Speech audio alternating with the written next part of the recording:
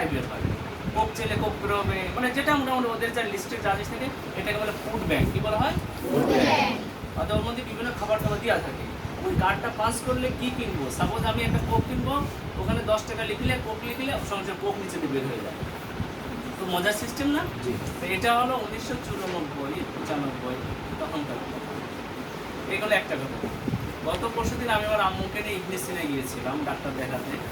তো যখন গাড়িতে গিয়েছি, গাড়িওয়ালাকে পেমেন্ট করছি, আমার মোবাইলে একটা অ্যাপ ছিল বিকাশ, ঠিক জানেন না? বিকাশ আমার ব্যাংকের একটা অ্যাপ ছিল, আমার ব্যাংকের অ্যাকাউন্ট থেকে তার অ্যাকাউন্টে ট্রান্সফার করেছি।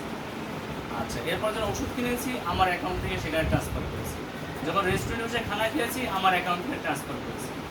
পরে আসার পথে এক ভদ্রলোক, দ্যাট মিনস যাদেরকে আমরা বলি ফাইন্যান্সিয়াল চ্যালেঞ্জের ভিতরে আছে, আমরা ভিক্ষুক বলা ঠিক না, কোনো ফাইন্যান্সিয়াল যাদের অর্থনৈতিক একটু সমস্যার ভিতরে আছে, ভিক্ষুক শব্দটা বললে খারাপ, হ্যাঁ, অর্থাৎ সে অর্থনৈতিক সমস্যার ভিতরে আছে, সে আমার কাছে একটু হেল্প চলো, তখন আমার মানি ব্যাগ থেকে তাকে 20 টাকা দিলাম। এই হলো একটা ঘটনা। আরেকটা ঘটনা, প্রতি বছর স্কুল ছুটি হলে আমরা গ্রামে বাড়ি যেতাম, যেহেতু বাবা সুনাইবাড়ি চাকরি করে ক্যান্টনমেন্টে থাকতাম। ওই এক মাস যে ডিসেম্বরে ছুটি হলে আমরা গ্রামে যেতাম। তো আমি আমার এক চাচির বাসায় গিয়েছি, আমার ওই চাচতো ভাইগুলো ইঞ্জিনিয়ার, ডিপ্লোমা ইঞ্জিনিয়ার। তখন আমার চাচি বলছে আমার এই 8-9টা ছেলে মেয়ে অনেক কষ্ট করে লেখাপড়া শিখিয়েছি, পান্তা ভাত খেয়ে সকালে স্কুলে যেত, একটা ডিম ভেজে ওটাকে ভেঙে ভেঙে সব ছেলে মেয়েগুলোকে দিতাম। তো আর যখন ওর পরীক্ষা হলো তখন অনেক টাকা পয়সা টানাটানি, তখন আমি কি করেছি, গ্রাম অঞ্চলে আপনার বাস চেনেন না, বাসের ভিতরে যে মাঝখানে যে ফাঁকা জায়গা থাকে না, এটাকে রো বলে, এইটার ভিতরে ছিদ্র করে ওখানে টাকা রাখতো। কী করতো? পুরো টাকা রাখতো, এবং মাটির কলসির ভিতরে টাকা রাখতো। তো এই বাসের যখন আমি টাকা জমেছি এগুলো কেটে কেটে টাকাগুলো বের করেছি, মাটির কলসিটা ভেঙে টাকা গুছিয়েছি। আমার কিছু আন্ডা ছিল, আন্ডা বোঝেন, মুরগির ডিমকে গ্রামে আন্ডা বলে, যে আন্ডা বিক্রি করেছি, কিছু কবুতর বিক্রি করেছি, করে এই সব টাকা একসাথে মিলে পরীক্ষা ফি দিয়েছি, দিয়ে তারপরে তোমার এই ছোটো ভাইকে আমি পরীক্ষা দেওয়ার ব্যবস্থা করেছি। আর তারই সুবাদেশে আজকে কী হয়েছে, ডিপ্লোমা ইঞ্জিনিয়ার। কী হয়েছে? Diploma engineer. তাহলে আমি কয়টা ঘটনা বললাম? 3টে ঘটনা। এরকম ঘটনা আমাদের জীবনে অহরহ।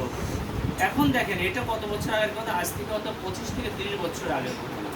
এখন তখনকার বাচ্চারা বা লোকজনরা, গ্রামের অঞ্চলের লোকরা কী করতো, বাঁশের ভিতরে টাকা জমাতো, মাটির কলসির ভিতরে টাকা জমাতো, তারপরে ওই যে উপরে কি বলে, যে আমাদের এই যে এটাকে বলে কি বলে, পাটাতন আমাদের অঞ্চলে বলে, এটার উপরে শক্ত হাড়ি টাড়ি দিয়ে ওর ভিতরে টাকা, সোনা গহনা বিভিন্ন কিছু লুকায় রাখতো।